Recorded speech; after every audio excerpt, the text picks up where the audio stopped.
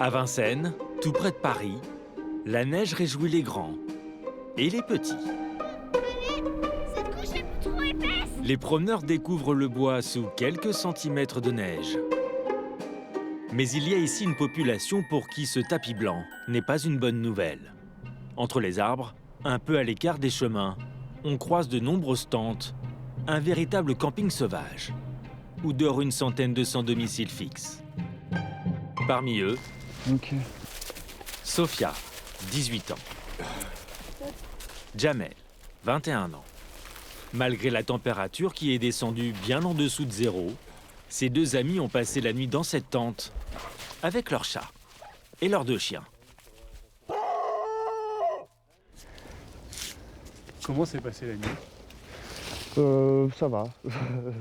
Avec la chaleur humaine, ça se passait. Il y a eu quelques petits moments où on a eu un petit peu froid, mais une fois qu'on s'est mis bien sous la couverture et tout, ça a été. Donc ça va. Et puis ouais, des petites bouillottes sur pattes, ça passe. Ce matin, à cause de la température, même les gestes les plus simples, comme mettre ses chaussures ou rouler une cigarette, deviennent compliqués. Une galère. Si j'arrive à mettre le tube... Jamel et Sophia sont des nomades, en rupture avec leur famille. Ils vont de ville en ville, au gré de leurs envies. Ils ont même acheté un camping-car. Allez, c'est parti. Ils stationnent non loin des tentes. Mais lorsqu'ils sont revenus hier sur Paris après un mois d'absence, ils ont découvert que le véhicule était squatté par deux autres sans-abri et ont dû improviser une nuit sous la tente. Voilà mon camion. Mais qu'est-ce qui s'est passé déjà? Ah ouais, mais ils en ont fait une épave en fait. Jamel est bien décidé à le récupérer. Hop. Allez chef, c'est mon camion hein.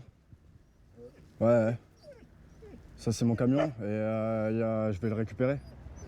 Du coup, ça va pas être possible de rester. Le jeune homme lance un ultimatum aux deux occupants. Ils ont jusqu'à ce soir pour libérer la place. Là, c'est devenu une porcherie en fait, là, mon camion. Là, je vais juste vous demander de le remettre propre. Juste ça. Mais là, moi, je vais récupérer le camion.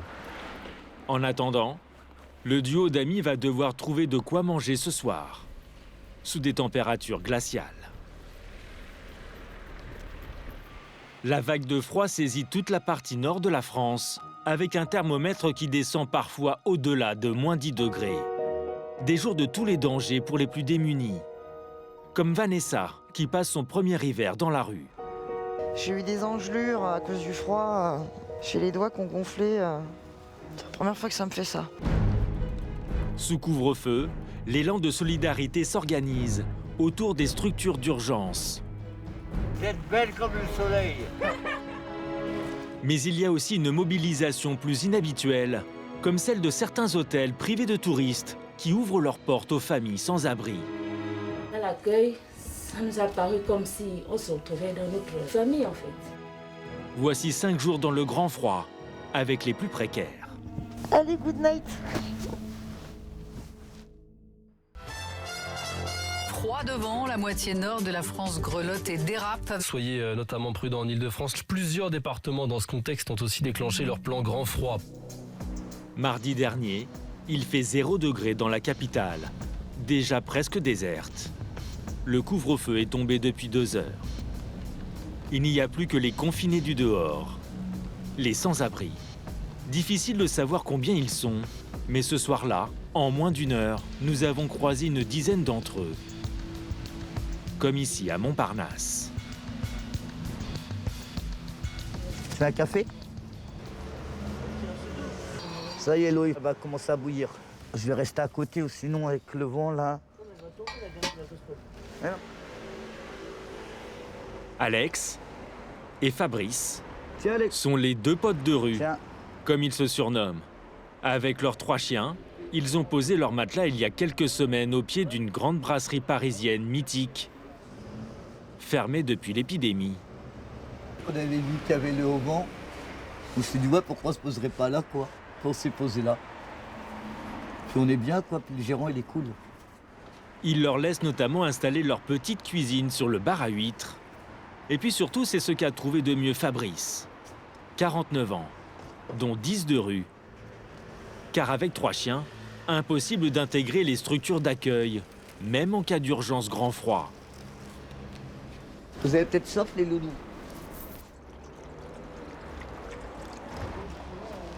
Heureusement qu'ils sont là, ils m'apportent beaucoup dans la vie, hein. Les 3 loulous. Déjà, tout seul, c'est dur. Mais alors là, sans eux, ça aurait été encore 10 fois plus dur, quoi. Ah, c'est les compagnons, hein, c'est la famille, hein. Et Alex dans son petit bouquin. Et tu lis quoi, Alex? T'intéresses au livre maintenant, toi? Ah, je te montre c'est quoi que tu lis. 13 à table. Ça porte malheur, ça. Ce soir, ils ne seront que 2 à table, comme souvent. Et avec 10 € glanés en faisant la manche, le choix est limité. Alex, tu veux quoi, toi? Des dés de poulet ou des lardons? Moi, des lardons. Ça marche. Lardons pommes de terre, un repas vite avalé, juste le temps de se réchauffer pour affronter la nuit. Le moment qu'ils craignent le plus. Ça fait flipper, quoi. Avec le froid, voilà, quoi. Tu sais pas si tu vas te réveiller le matin avec autant qu'il fait, quoi. Moi, ce que j'aurais peur, ce serait de me réveiller et que, genre, j'ai un pied où j'ai des doigts de pied congelés. Mais congelés, tu sais, pas pourris, quoi, mais qu'on est obligé de m'amputer, quoi. Ça me ferait flipper. La peur est d'autant plus forte que cette nuit s'annonce redoutable, pour eux comme tant d'autres. Il y a le froid et il y a la neige, qui glace jusqu'aux os. À minuit, 2 cm de poudreuse recouvrent déjà la capitale. Alors c'est peut-être féerique, mais ça glisse. Cette nuit-là, 35 départements sur la partie nord de la France sont placés en vigilance orange. Le plan neige-verglas est même déclenché à Paris et sa région.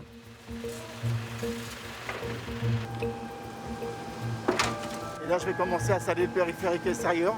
C'est parti. Dans la capitale, 26 saleuses poursuivent leur rotation entamée avant l'arrivée des premiers flocons. Au volant de sa benne, Jérôme a 4 heures pour saler les 4 voies du périphérique. Et cette fois, c'est sûr, le couvre-feu, ça a du bon. L'efficacité du salage est meilleure dû au couvre-feu, étant donné qu'il y a moins de monde, on est moins obligé de freiner. Je roule depuis tout à l'heure à 55 km/h, j'ai pas donné un coup de frein. Je peux avoir un salage qui est parfait, qui est continu. C'est ce qu'il y a de mieux pour la sécurité des conducteurs qui vont prendre le périphérique demain matin ou cette nuit. Une nuit complète de neige. Au lever du jour, Paris s'éveille avec un peu de magie. Photogénique. De quoi donner le sourire, mais pas à tout le monde. Surtout pas à Vanessa et à Jean-Marie, son compagnon lourdement handicapé. Le couple vit dans la rue à Boulogne-Billancourt, en région parisienne. Comment j'ai froid aux pieds. Expulsés de leur foyer de réinsertion il y a 10 mois, ils passent leur premier hiver dehors. À cause de la neige, leur quotidien est bouleversé. Impossible notamment d'accéder à cet espace vert.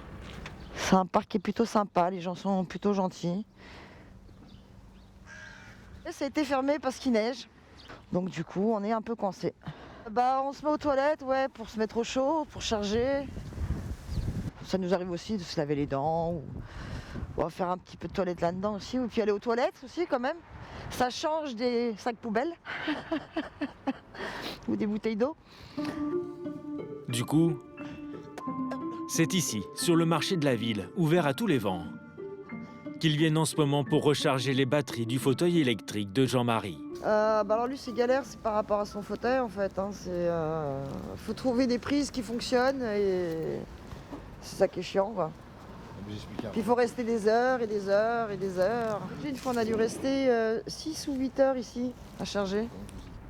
De longues heures d'immobilité chaque jour. Par ce froid, cela ne pardonne pas. J'ai eu des engelures à cause du froid. J'ai les doigts qui ont gonflé. C'est la première fois que ça me fait ça. Faut bien s'emmitoufler quand on est dans la rue. J'ai 2 paires de chaussettes, j'ai un pull, un gilet, mon manteau, 2 écharpes, à peu près la tenue anti-froid. Vanessa est issue d'une famille modeste. Ces dernières années, elle a alterné les petits boulots et les longues périodes de chômage. Mais depuis quelques mois, elle a basculé. Elle ne survit que grâce au RSA et à la mendicité. Bonjour. Dites-moi, est-ce que vous auriez un peu de monnaie à nous donner? Non, merci, au revoir. Voilà. J'aime pas ça. Je crois que je m'y ferai jamais à ça. Le pire, c'est qu'en ce moment, ils ne peuvent même plus avoir le réconfort d'un plat chaud. À cause du Covid, ouais, on peut plus faire chauffer nos plats ou notre nourriture dans les micro-ondes, dans les supermarchés, puis dans les boulangeries, ils sont un peu réticents, donc on mange froid tout le temps, en fait, quasiment. Ouais. C'est rarement du chaud, ouais. C'est ça. Un bon steak frites. Ah ouais, avec une petite sauce au poivre, là. Des pommes de terre. Faire la manche, trouver de quoi manger, c'est aussi la préoccupation de Jamel et Sofia. Les 2 routards sont plus aguerris. Ils savent d'abord que le succès d'un commerce dépend de son emplacement. Soit on se met à la poissonnerie, soit on se met au tabac là-bas. Comme tu veux. Vas-y, poissonnerie. Ouais, comme ça, au moins, on est en dessous. Il n'y a pas de neige. Un abri dérisoire, mais avec les animaux, ils ne peuvent pas aller mendier au chaud dans le métro. Pourtant, il va falloir sourire. Bonjour madame, excusez-moi de vous déranger. Est-ce que vous aurez une petite pièce pour nous aider, s'il vous plaît? Passez une très belle journée, madame. Pour pouvoir manger et nourrir les chiens et le chat, ils ont calculé qu'ils doivent récolter 20 € chacun. Mais aujourd'hui, cela n'en prend pas le chemin. Vu qu'il fait froid, les gens sont beaucoup plus pressés. Du coup, ils vont rentrer plus vite, aller au travail plus vite. Du coup, c'est certes que c'est un peu plus compliqué après. 2 heures de galère pour les hommes et les bêtes. Qu'est-ce que tu fais? Bah, elle commence à avoir froid en fait. Du coup, il faudrait juste un peu la réchauffer. Du coup, je mets quand même une petite écharpe. Même l'écuelle d'eau des chiens finit par geler. Il fait combien de degrés là, en ressenti selon vous là? Ouais, là, à mon avis, en ressenti, il doit faire -8, -7, je pense. Parce que pour que carrément l'eau elle se mette à geler, ouais, il commence à faire froid. Non, moi, je commence à avoir froid au cou, les bras. Salut les filles, excusez-moi de vous déranger. Est-ce que vous aurez une petite pièce? Et puis la chance tourne enfin. En début d'après-midi, le nombre de passants augmente. Excusez-moi de vous déranger. La générosité aussi. Merci beaucoup, passez une très belle journée. Ce sont d'abord quelques pièces, C'est super gentil. un billet de 5 €, Je vous remercie, passez bonne journée. et même Il y a une quiche Lorraine et une quiche aux légumes. Merci beaucoup. De rien. Passez une très belle journée, merci. Ciao, ciao. Ça, là, je vais passer une bonne journée. en 1 heure, la situation s'est inversée. La cagnotte est finalement suffisante pour lever le camp. À présent, ils vont se mettre en quête de leur toit pour la nuit. On tire pas. Dans le bois de Vincennes, leur camping-car les attend. Ils n'espèrent qu'une chose, que les 2 squatteurs aient bien voulu quitter le véhicule pour ne pas avoir à dormir eux sous la tente. Mais n'allez pas croire qu'avoir un toit en France vous garantisse de vous protéger du froid. Aujourd'hui, plus de 4 millions de maisons sont qualifiées de véritables passoires thermiques. Là où on en compte le plus est dans le nord, dans ces rues bordées d'anciennes maisons ouvrières en briques rouges. Cela ne se voit pas toujours de l'extérieur, mais quand la porte s'ouvre parfois, comme chez Christelle et Alban. Tu commences à prendre les verres? L'hiver est aussi dans la maison. J'ai 3 pulls, 2 t-shirts. Il fait très froid, on chauffe à 24. Et ici, en fait, il fait 15 degrés 3. C'est une vraie passoire, la chaleur sort de la maison. Tout simplement. Alors aujourd'hui, il rêve de grands travaux. Il faut dire qu'il y a du boulot. C'est la pièce la plus froide. Il doit faire dans les 10 degrés maximum. Là, il n'y a rien d'isolé du tout. Et là, on part sur de la tôle simple. Tout là, on voit le jour à travers. Et les toilettes, même le sol, on voit qu'il y a de la glace, même sur les tuyaux. Il fait extrêmement froid. Tout est à refaire dans cette maison de 1930, où l'humidité se glisse partout. Christelle et Alban en ont hérité il y a presque 15 ans. Ils ont voulu l'agrandir et la rénover, mais avec un peu moins de 2 000 € par mois de revenus pour eux et leurs 3 enfants. Ils n'ont jamais pu faire l'isolation nécessaire. Un quart des dépenses passe dans le chauffage. Mon échéancier de cette année, on paye 167,16 € au mois, pour finir l'année avec 1838,76 €. Et bien souvent, ce sont des associations d'entraide qui leur permettent de régler la note. Mais il y a quelques mois, l'un de ces organismes a eu pour eux la bonne idée. Bonjour. Comment allez-vous? Bien. De ce temps-ci. Bah, il fait meilleur dedans que dehors. Je plaisantais, parce qu'il fait quand même pas chaud chez vous. Non. Pierre Bourgoin est bénévole au Secours catholique et membre du réseau Ecohabitat. Lui et ses collègues sont partis d'un simple constat. 25% des dons à l'association ne servent qu'à payer les factures de chauffage, comme chez Alban et Christelle. Alors mieux vaut tout rebâtir en démêlant le millefeuille des aides possibles. On va refaire le point sur tout ce qui est subvention. Oui, on s'y est appuyé sur le bon bouton. Les subventions viennent de différents organismes qui sont Action Logement et ensuite Conseil régional, Conseil départemental, la métropole. Alors le coût total des travaux TTC est 77 075 €. Donc il y a plein de ficelles à tirer pour essayer d'aboutir à un financement non pas total, mais en grande partie on arrive à 95% de financement à peu près. Impossible que j'arrive à faire tout ça tout seul. Il y a trop de dossiers, c'est trop complexe, tous les dossiers-là, toutes les subventions, tout ça c'est complexe. Donc c'est pas possible que je sois arrivé tout seul. Si le dossier passe, il restera à charge près de 5 000 € pour Christelle.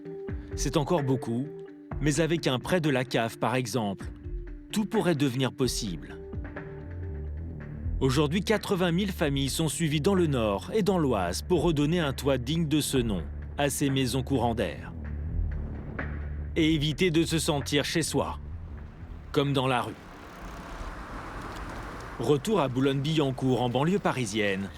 Les rues se vident. C'est bientôt l'heure du couvre-feu.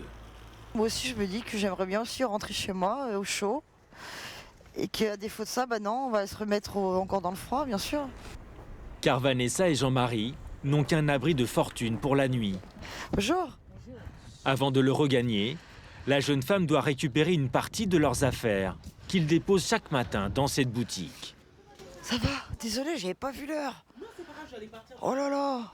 Pour que le couple puisse récupérer son barda, l'employé a retardé la fermeture du commerce. Alors, il y a ça. Actuellement, ouais, c'est ma vie.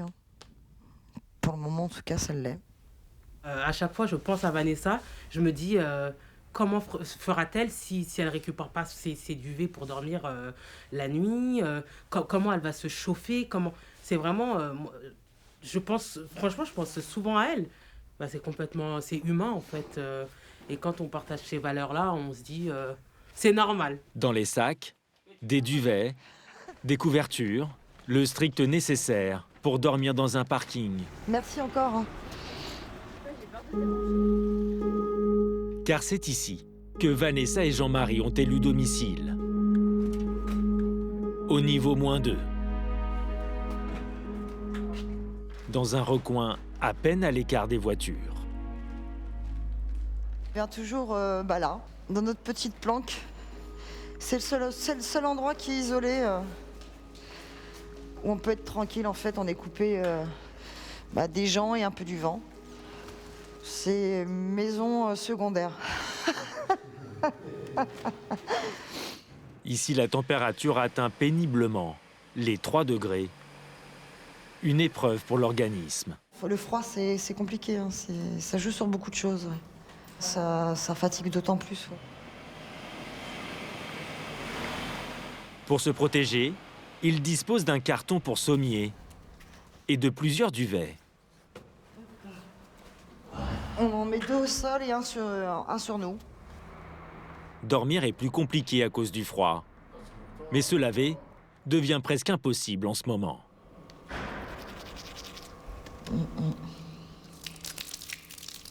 L'été, on peut toujours se laver aux fontaines.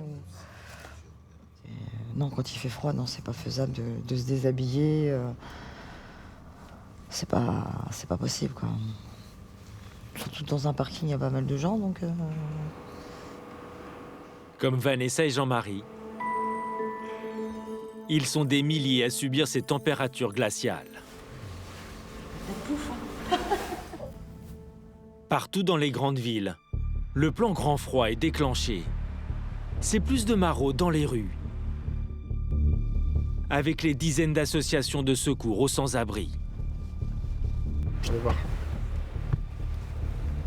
Il y a quelqu'un? C'est la Croix-Rouge. Couverture boisson chaude? Ah merci. Heureusement qu'ils sont là, qu'ils passent, hein, parce que sinon, je ne mangerai pas. C'est aussi plus de médecins bénévoles dans les centres pour soigner les premières blessures du froid. On regarde votre plaie? Vous l'avez soignée, j'espère, entre deux. Hein. Vous m'aviez promis que oui. Hein. Oula, j'ai l'impression que non. Et puis ce sont surtout des places supplémentaires d'hébergement d'urgence. Plus de 600 ont été ouvertes cette semaine, rien qu'à Paris. Parfois dans des lieux inattendus. Cet hôtel du 10e arrondissement, par exemple. Comme beaucoup d'autres établissements, il était vide depuis plusieurs semaines à cause de la Covid-19. Ce soir, l'accueil ne désemplit pas. Les chambres sont complètes. La dernière famille est arrivée en fin de journée. Alors, les 36 chambres sont complètes. Ce soir, le 3 étoiles accueille 43 familles qui étaient à la rue il y a encore quelques jours. Je vais vous changer la chambre, donc 21, 63 maintenant, c'est ça? Oui, merci. Je vais aller vous... Julie et Aurélie travaillent pour une association d'hébergement d'urgence. Elles ont convaincu le propriétaire d'ouvrir ses portes à cette clientèle différente. Un gros chamboulement pour l'hôtelier, parce qu'il était quand même un peu inquiet de savoir comment ça allait se passer. Comment on allait mettre autant de familles et comment on allait réussir à prendre soin de son bâtiment et faire vivre des gens dans un hôtel. Pour nous ici, c'est un joli rêve qui est devenu réalité. Le patron ne fera pas de bénéfice. Il a juste l'assurance de pouvoir couvrir ses frais fixes. Les vrais gagnants de cette convention, ce sont donc les familles. Bonsoir monsieur. Ça va, ça va? Et vous? Oui, ça va. Ça va? Vous commencez à vous installer? C'est bien rangé ici, regarde. Ici, des chambres tout confort, un lit 2 places et surtout, une véritable salle de bain. Ah bah vous avez une super baignoire en plus. Ah oui, c'est sûrement. Là, il n'y a rien à dire. À l'autre bout du couloir, Edwige et ses 2 enfants sont arrivés mardi. Jusqu'à l'école, les récupérer. On a 45 minutes de trajet. Voilà. Car les 2 garçons, Samuel, 10 ans, et Prince, 15 ans, sont tous les 2 scolarisés. Désormais, pour faire leurs devoirs, ils disposent d'un bureau dans ce petit studio de 23 mètres carrés. Quant à Edwige, elle peut de nouveau cuisiner. Tout est fourni, jusqu'à marmite. On a trouvé la vaisselle, on n'avait rien.